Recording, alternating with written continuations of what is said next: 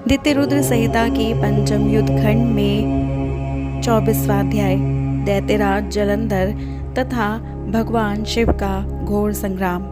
भगवान शिव द्वारा चक्र से जलंधर का शिरछेदन, जलंधर का तेज शिव में प्रविष्ट होना, जलंधर वध से जगत में सर्वत्र शांति का विस्तार। व्यास जी बोले, ब्रह्मा जी के श्रेष्ठ पुत्र परम बुद्धिमान हे सनत कुमार जी, आपने इस परम अद्भुत कथा का श्रवण कराया। इसके बाद क्या हुआ? उस युद्ध में वो दैत्य जलंधर किस प्रकार मारा गया, इसे कहिए। सनत कुमार बोले, जब वो दैत्यपति जलंधर पार्वती को न देखकर युद्ध भूमि में लौट आया और गांधर्वी माया विलीन हो गई, तब वृषभध्वज भगवान शंकर चैतन्य हुए। माया के अंतर ध्यान हो जाने पर भगवान शंकर को ज्ञान हुआ। तदंतर संहार करने वाले शंकर लौकिक गति का आश्रय लेकर अत्यधिक क्रुद्ध हुए। इसके बाद शिव जी विस्मित मन तथा क्रुद्ध होकर जलंधर से युद्ध करने के लिए चल दिए। उस दैत्य ने भी शिव जी को पुनः आता हुआ देखकर उन पर बाणों की वर्षा करना प्रारंभ कर दिया। प्रभु शिव जी ने बलशाली उस जलंधर के द्वारा छोड़े गए उग्र बाणों को अपनी श्रेष्ठ बाणों से बड़ी शीघ्रता से काटकर गिरा दिया। त्रिभुवन संहार करता शिव के लिए ये कोई अद्भुत बात नहीं हुई। तदंतर अद्भुत पराक्रम वाले शंकर जी को देखकर जलंधर ने उन्हें मोहित करने के लिए माया की पार्वती बनाई। शिव जी ने रथ पर स्थित बंधी हुई, विलाप करती हुई एवं शुंभ तथा निशुंभ के द्वारा मारी जाती हुई पार्वती को देखा।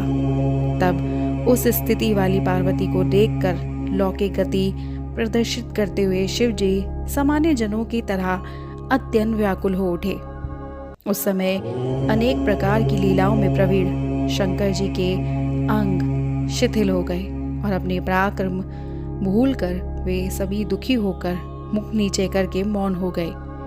उसके बाद जलंधर ने पुंख तक धंसने वाले 3 बाणों से वेग पूर्वक शिव जी के सर, हृदय तथा उदर प्रदेश पर प्रहार किया।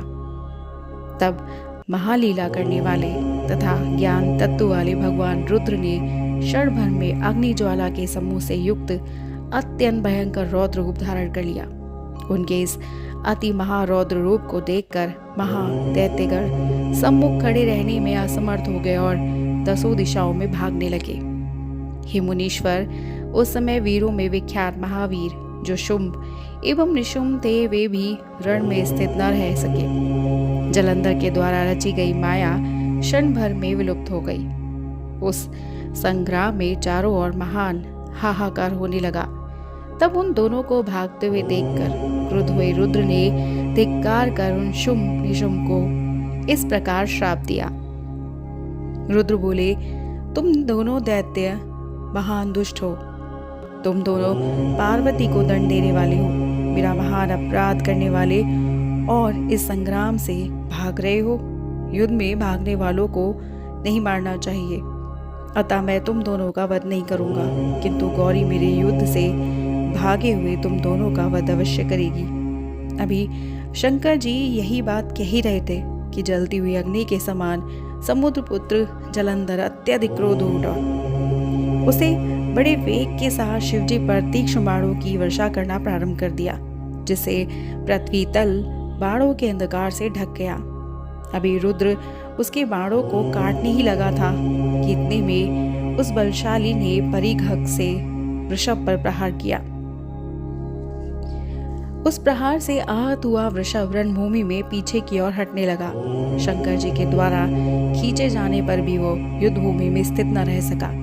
हे मुनीश्वर, उस समय महारुद्र ने सभी के लिए अति दुस्सह अपना तेज लोक में दिखाया।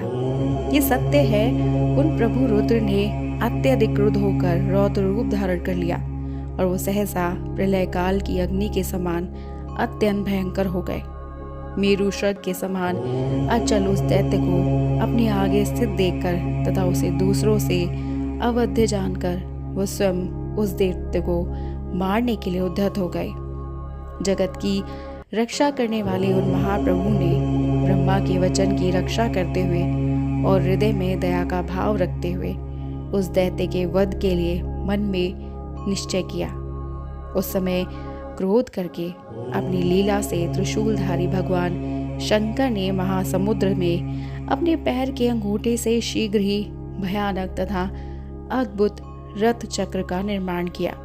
उन्होंने उस महासमुद्र में अत्यंत ज्वाजल्यमान रथ का निर्माण करके तथा ये स्मरण करके निश्चय ही इससे तीनों लोगों का वध किया जा सकता है। वो दक्ष, अंधक, त्रिपुर तथा यज्ञ का विनाश करने वाले भगवान शंकर हंसते हुए बोले।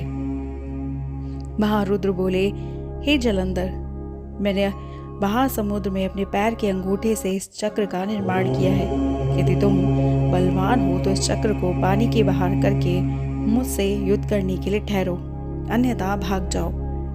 सनत कुमार बोले। उनके उस वचन को सुनकर जलंधर की आंखें क्रोध से जलने लगी और वो अपने क्रोध से भरे नेत्रों से शंकर जी को जलाता हुआ उनकी ओर देखकर कहने लगा। जलंधर बोला, हे शंकर, मैं रेखा के समान इस चक्र सुदर्शन को उठाकर गणों सहित तुम्हारा एवं देवताओं के साथ समस्त लोगों का वध कर गरुड़ के समान अपना भाग ग्रहण करूंगा। हे महेश्वर, मैं इंद्र सहित चर अचर सभी का नाश करने में समर्थ हूँ। इस त्रिलोकी में ऐसा कौन है जो मेरे बाणों के द्वारा भेद्य हो। मैंने अपनी बाल्यावस्था में ही तपस्या के प्रभाव से भगवान ब्रह्मा जी को जीत लिया था और वे बलवान ब्रह्मा मुनियों एवं देवताओं के साथ मेरे घर में है। हे रुद्र, मैंने चराचर सहित संपूर्ण त्रिलोकी की क्षण मात्र में जला दिया और अपनी तपस्या से भगवान विष्णु को भी जीत लिया है। फिर मैं तुम्हें क्या समझता हूँ। इंद्र, अग्नि, यम, कुबेर, वायु, वरुण आदि भी मेरे पराक्रम को उसी प्रकार नहीं सह सकते जिस प्रकार सर्प गरुड़ की गंधकों को सहन नहीं कर सकता। हे शंकर, स्वर्ग तथा भूलोक में मेरे लिए कोई वाहन नहीं मिला। मैंने समस्त पर्वतों पर जाकर सभी गणेश्वरों को परास्त कर दिया है। मैंने अपनी खुजली मिटाने के लिए पर्वतराज हिमालय, मंदर, शोभामय नील पर्वत तथा सुंदर मेरु पर्वतों को अपने बाहुदंड से घिस डाला है। मैंने हिमालय पर्वत पर लीला करने हेतु अपनी भुजाओं से गंगा जी को रोक दिया था। मेरे भ्रूनेत्रों से शत्रु देवताओं पर विजय प्राप्त की है। मैंने बड़वान नल का मुख अपने हाथों से पकड़कर जब बंद कर दिया, उसी क्षण संपूर्ण जगत जलमय हो गया था। मैंने रावत आदि हाथियों के समुद्र के जल पर फेंक दिया तथा रथ सहित इंद्र सभी सैकड़ों योजन दूर फेंक दिया। मैंने विष्णु जी के सहित गरुड़ को भी नागपाश में बांध लिया और उर्वशी आदि अप्सराओं को अपने कारागार में बंदी बना लिया। हे रुद्र, त्रिलोकी पर विजय प्राप्त करने वाले मुझ सिंधु पुत्र महाबलवान महादैत्य जलंधर को तुम नहीं जानते। सनत कुमार बोले। उस समय महादेव से ऐसा कहकर उस समुद्र पुत्र जलंधर ने युद्ध में मारे गए दानवों का स्मरण नहीं किया और न तो वो इधर उधर हिला डुला। उस दुर्निर्वित एवं मदान्ध दैत्य ने दोनों बाहुओं को ठोक कर अपने बाहुबल से तथा कटु वचनों से रुद्र का अपमान किया। उस दुष्ट के द्वारा कहे गए अमंगल वचन को सुनकर महादेव हंसे तथा बहुत क्रोधित भी हुए। उन्होंने अपने पैरों के अंगूठे से जिस सुदर्शन चक्र का निर्माण किया था उसको अपने हाथ में ले लिया और उसको मारने के लिए रुद्र उद्यत हो गए। भगवान शिव ने प्रलय काल की अग्नि से सदृश एवं करोड़ों सूर्य के समान दैदीप्यमान उस सुदर्शन चक्र को उस पर फेंका। आकाश तथा भूमि को प्रज्वलित करते हुए उस चक्र ने वेग से जलंधर के पास आकर बड़े बड़े नेत्रों वाले उसके सर को वेग पूर्वक काट दिया। उस सिंधु पुत्र दैत्य का शरीर एवं भूतल को नादित करता हुआ रथ से पृथ्वी पर गिर पड़ा और चारों ओर महान हाहाकार होने लगा। काले पहाड़ के समान उसका शरीर दो टुकड़े होकर उसी प्रकार गिर पड़ा जैसे वज्र के पहाड़ से अति विशाल पर्वत दो टुकड़ों में होकर समुद्र में गिर पड़ता है।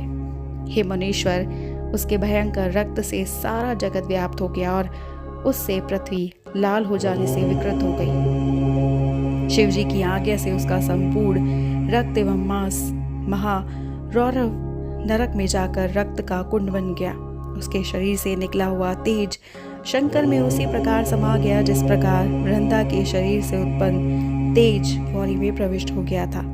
जलंधर को मरा हुआ देखकर उस समय देव, गंधर्व तथा नागगण अत्यंत प्रसन्न हो उठे और शंकर जी को साधुवाद देने लगे। सभी देव, सिद्ध एवं मुनीश्वर भी प्रसन्न हो गए और पुष्प वृष्टि करते हुए उच्च स्वर में उनका यशोगान करने लगे। देवांगनाएं प्रेम से विह्वल होकर अति आनंद पूर्वक नृत्य करने लगी और मनोहर राग युक्त शब्दों से किन्नरों के साथ सुंदर पदों को गाने लगी। हे मुने, उस समय वृंदापति जलंधर के मर जाने पर सभी और पवित्र तथा सुखद स्पर्श वाली दिशाएं प्रसन्न हो गई। शीतल, मंद, सुगंध तीनों प्रकार की वायु चलने लगी। चंद्रमा शीतलता से युक्त हो गया। सूर्य परम तेज से तपने लगा।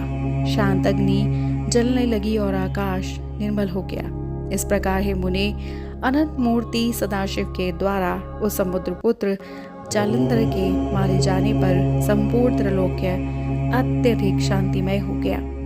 इस प्रकार श्री शिव महापुराण के अंतर्गत द्वितीय रुद्र संहिता के पंचम युद्ध खंड में जलंधर वधोपाख्यान के अंतर्गत जलंधर वध वर्णन नामक 24वां अध्याय पूर्ण हुआ। और हमारा अगला अध्याय है जलंधर वध से प्रसन्न देवताओं द्वारा भगवान शिव की स्तुति नामक 25वां अध्याय। वैसे जानने के लिए सब्सक्राइब कीजिएगा हमारे YouTube channel voice of tales को और हमारी वीडियो को लाइक, शेयर, सब्सक्राइब करना मत भूलिएगा।